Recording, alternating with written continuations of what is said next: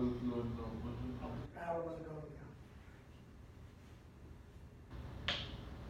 So on a solar panel, I do not want to do that. But on a battery, that's exactly what I need. I have to charge it, I have to discharge it. Okay. So that's a full bridge. This is the workhorse of all AC, DC to AC conversion circuits. Now, we are going through a phase right now where increasingly we are connecting these to the power system. And the problem is the power system likes voltages like 12 kilovolts, 13.8 kilovolts, 24 kilovolts. And we do not have devices that go that high. So IGBTs go up to 1200 volts. Somebody wants to build a 3300 volt silicon carbide, but then you jump to the SCRs. And SCRs are, unless you're doing hundreds of thousands of megawatts, they're kind of worthless. So, people work on extensions of the basic bridge. And the idea there is I'm going to take a bunch of sources. So instead of connecting all my batteries in series, there's a separate reason I like to do that. I like to be at 1000 volts. A very simple optimization of anything from VLSI up to 765 kV systems. Higher the voltage, lower the current. Lower the current, lower the losses.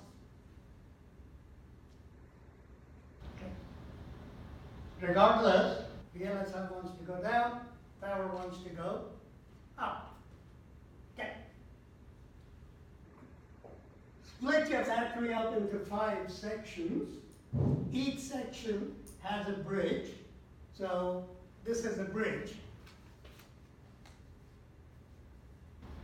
And what I can do is I can stack all the voltages on top of each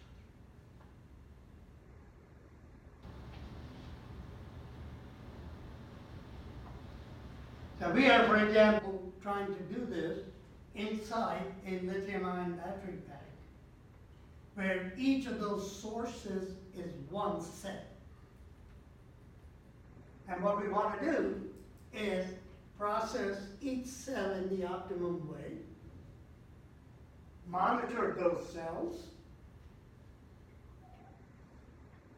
I don't have to equalize them in any way. They're all independent. Right? If one of the cells is going to explode and take the entire pack with it, I just make this voltage 0. Okay? But at very high power levels, I want to stack them, and I want to switch them all differently. So here is an example which does not work very well. The first bridge is supposed to make, everybody agree I can make a square wave.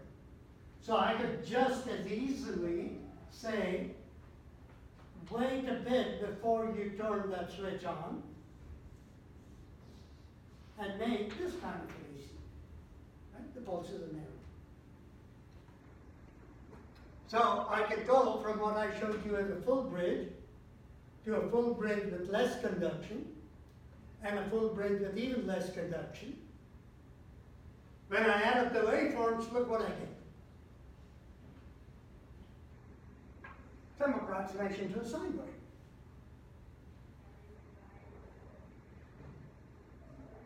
The trouble is, you're using all of the bottom battery and very little of the top.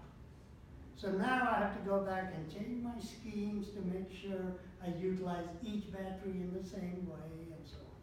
But this is the concept of a multi-level conversion. What it does for me though, is if I use 3 kilovolt devices and I have 5 of these gauges, when I add up the output voltage, I'm at 15 kilovolts. I'm well within the range of what we call electrical distribution. So a lot of people are looking very seriously at some of these. Okay. Questions so far?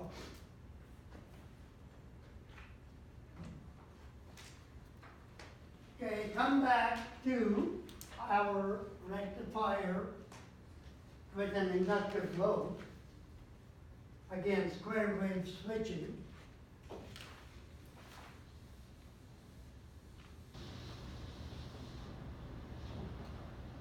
This is the output voltage. This is the current in the load. I want to look at what the battery has to do. Let's do the easy one. S1 conducts, current is positive. So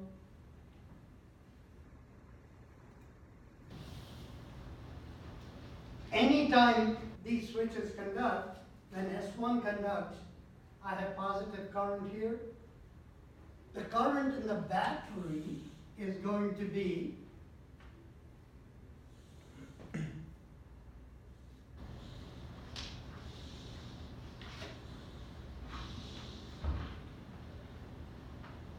when the switch conducts, current comes out of the battery.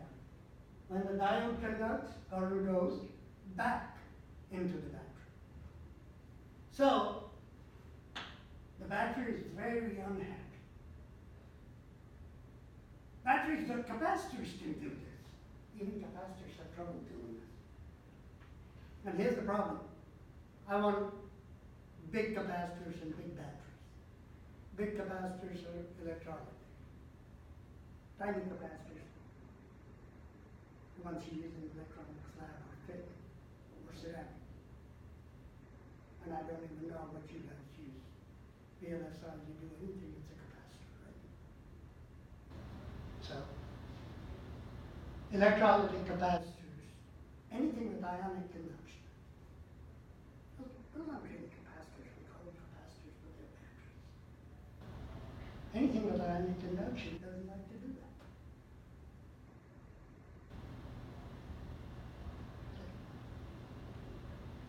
And we go right back to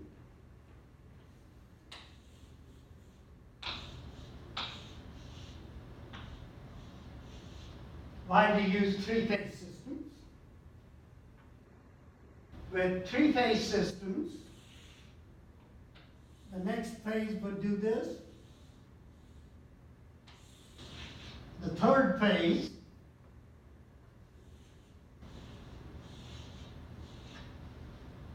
so these waveforms are staggered by 120 degrees. When you add them,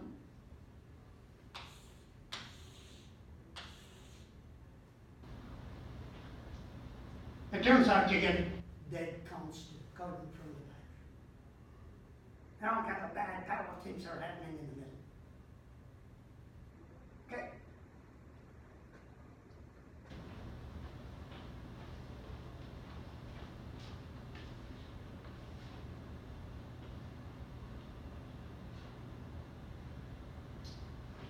My next step now is there are many, many applications that the square wave is just some applications, a triangle blade is more useful. Power applications, of course, I want a pure sine. Audio, I want to follow some kind of an audio signal. That's what I want my output to look. How do we shape that output signal? And the figure of merit would be distortion. Right? The signal you want minus what you get, everything else is distortion. We want to keep the distortion as low as possible. When I look at the square wave alone,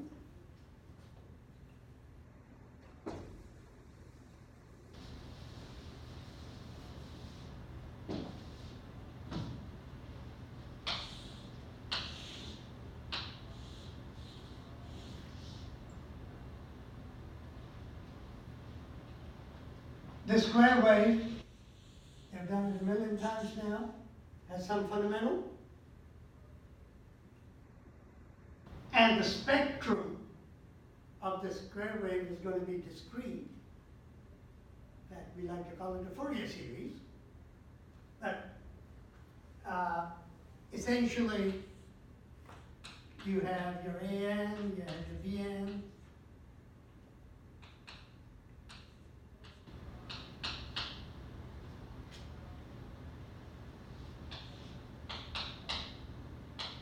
Call the amplitude 1.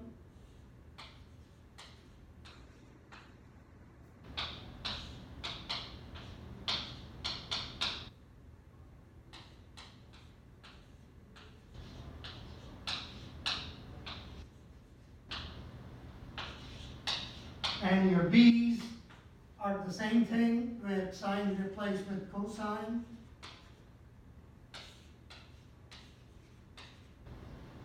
And you've done this Fourier analysis, I think.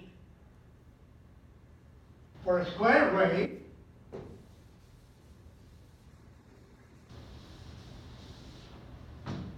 your spectrum comes out. The DC value is 0. There's no average value. Then you have a big sinusoid at fundamental frequency.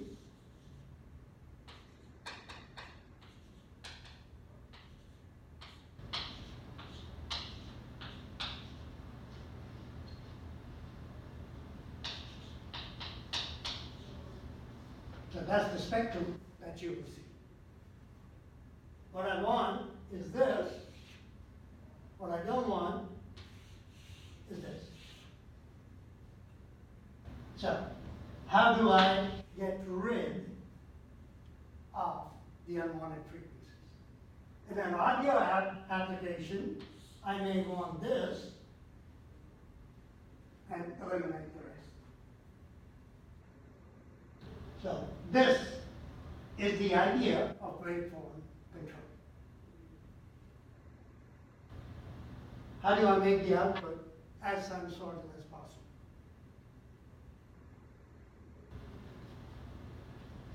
Well, the book has a nice example. If I can get up there and read it.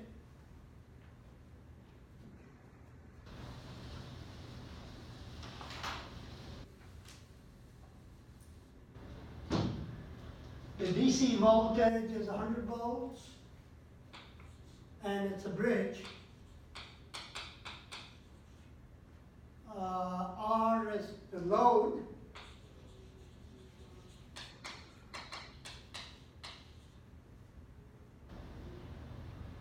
And inductance is 25 millihenry. I want my output frequency to be 60 hertz.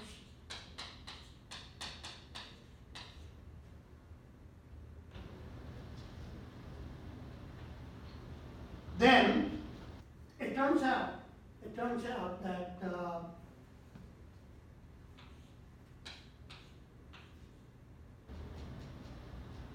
these harmonics go as 1 divided by n, where n is the harmonic number. And one good thing about Fourier series is, so these numbers here are my harmonic, here's my harmonic content 60, 180, 300, 420, 540. Here is the voltage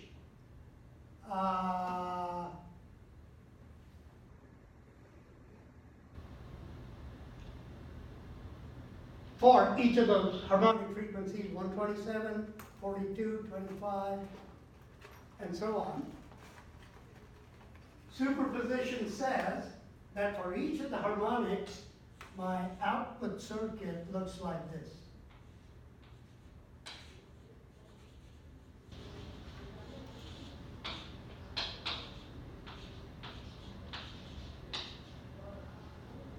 Nth harmonic of the output voltage.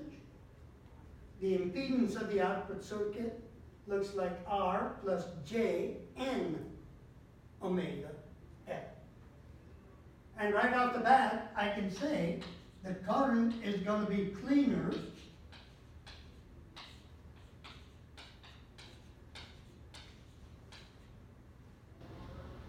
because the output N itself is decreasing as 1 over N.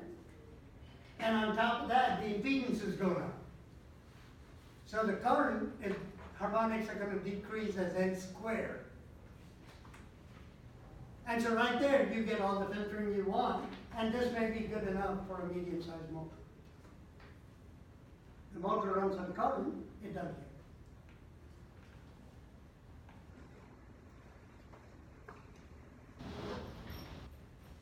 Trying to get a better looking sine wave, and the book draws it this way, you might find it intuitive and more understandable. But this is in what we call programmed harmonic elimination.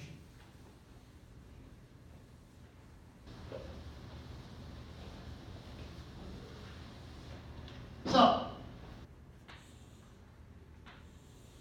maybe my switching sequence I'm going to change. I may change my switching sequence this way.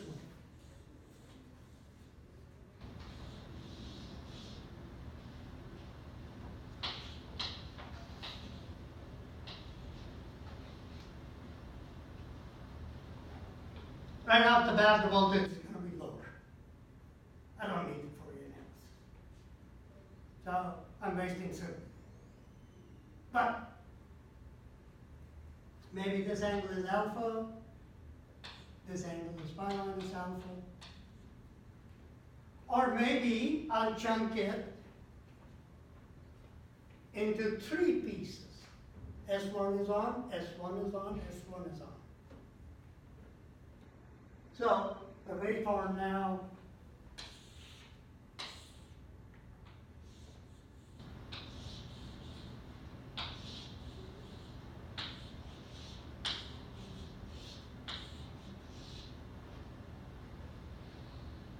here's where you really have to believe in sequence and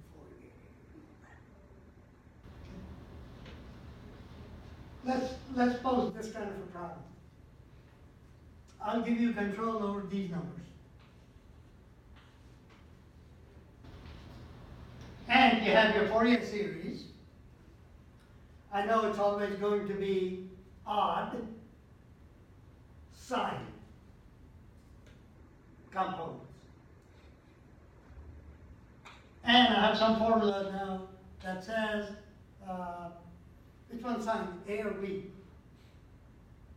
What are you used to in Fourier series? A is cosine, B is sine? We normally use C and then the complex exponential. Right, so C, you came out of Santa Monica. Yeah.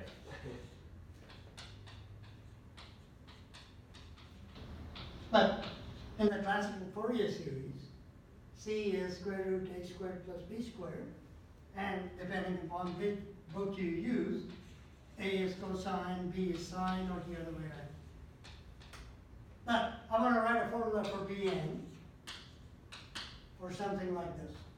I call it alpha 1, alpha 2, beta 1, beta 2, gamma 1, gamma 2. So you're going to get some integral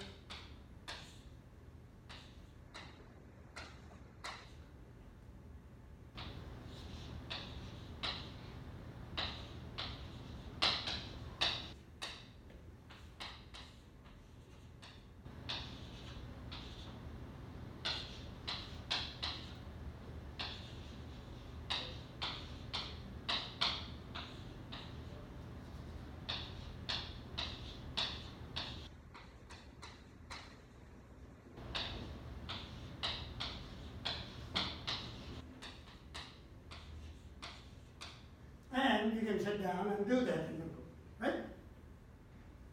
But the question I want to pose is this. I don't like harmonic number 7. Don't ask me why. I don't like it. Can you pick alphas and betas and gammas so that A7 or B7 is exactly 0?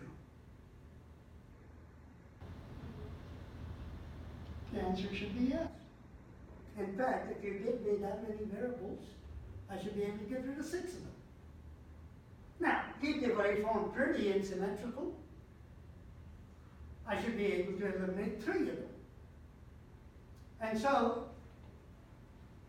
when you're trying to build a cheap, simple inverter, if you pick, if I can read that alpha equal to 30 to alpha equal to 150, it turns out B3 is 0. And what the book is trying to show you is the sine wave there is 3 times the fundamental frequency. So the rectangular pulse shown is half cycle of the square. The sine wave has 1.5 cycles.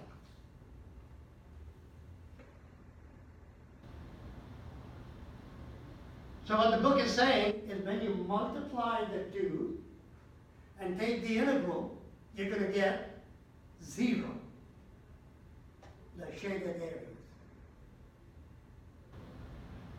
That means B3 is going to be 0. In this picture, the book is trying to show you if you do alpha equal to 15, B5 is going to go to 0. In this case, 3 and 5 are going to disappear. So unlike our example where we had the impedance of the load growing with frequency and harmonics going down, that's not what we are saying here. The harmonic is 0.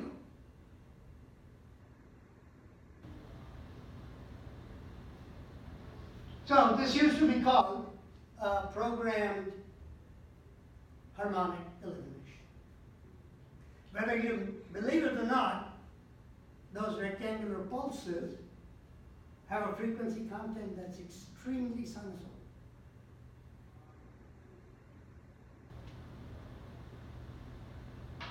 So how far can I go with this concept? Suppose I give you 27 pulses.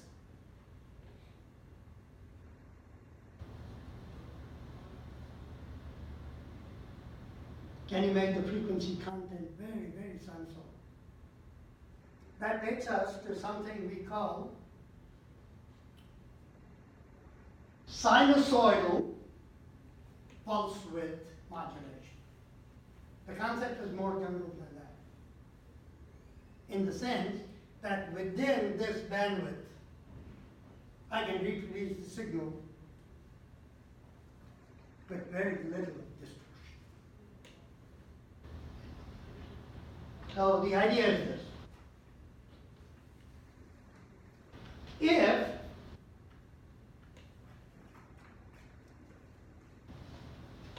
If I create a large number of pulses, so 13 is very, very common, 27 is common, it tends to be an odd number and there's a reason for it. But presumably you could keep going as your devices get faster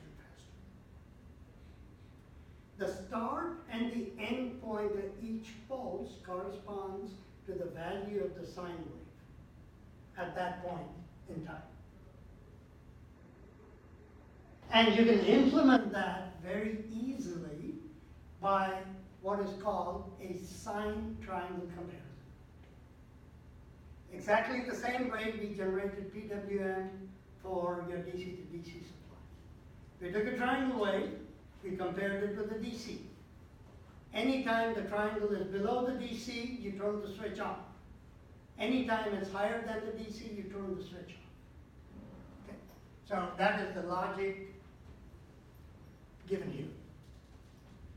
This one's called unipolar. So I generate a triangle wave that is, and odd multiple frequency of the output frequency that I want. So for 13, you would generate a triangle at 13 times 60, which is 780 hertz. So 780 hertz triangle, comparator, 60 hertz pure sine wave. So if you follow, the triangle is below the sine, output pulse is positive. When it's above the sine, the output pulse is negative. In my simple single phase example, S1 is going to come on, S2 is going to come on. S1 is going to come on, S2 is going to come on. As you go to the negative part, the widths will change. S1 is on for a short time, S2 is on for a long time.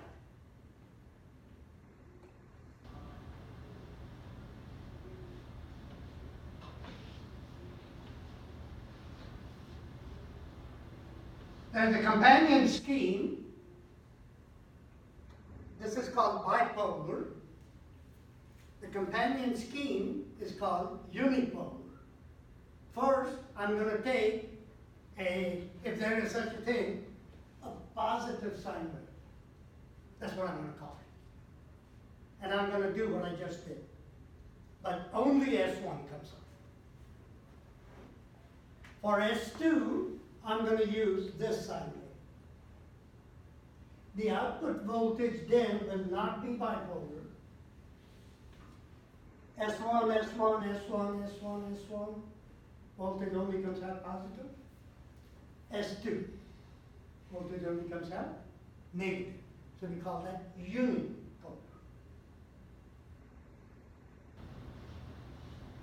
Okay. Now I got 2 weeks left in the semester. I'm sure I can make up a homework and say, go compute the Fourier series. And you'll just do MATLAB and say DFT. Right? And hopefully you'll find the results surprising. So I want to compute the Fourier series of this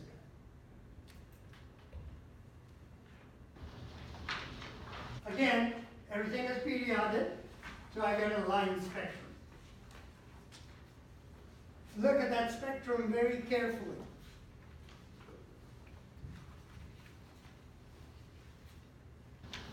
Huge amplitude at the fundamental frequency,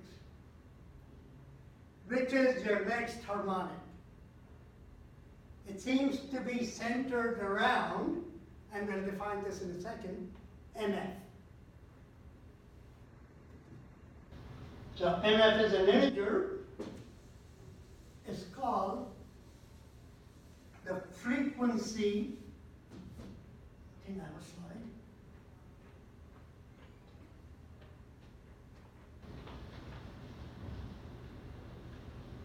No? Did I dump the slide? Oops.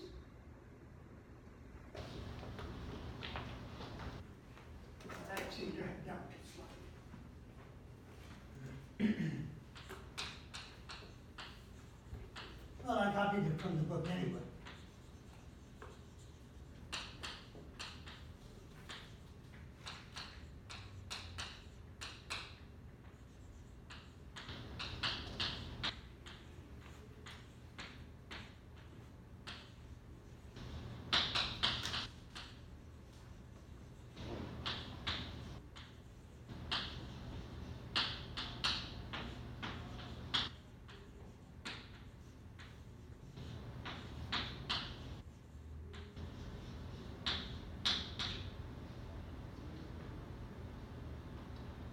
So this is number 13 or 27 or 39 or whatever you want.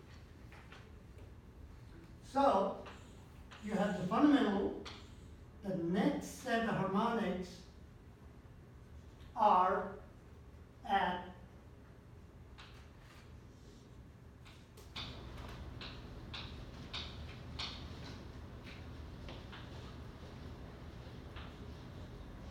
MF plus minus F times some K. So, the tallest one here is at frequency MF. The two to the side are MF plus minus F. And then MF plus minus 2 times. These, and this is the big thing, these here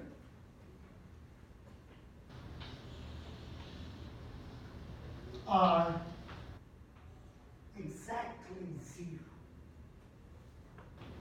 So, in my example, if I take MF to be 13, this is 60 hertz.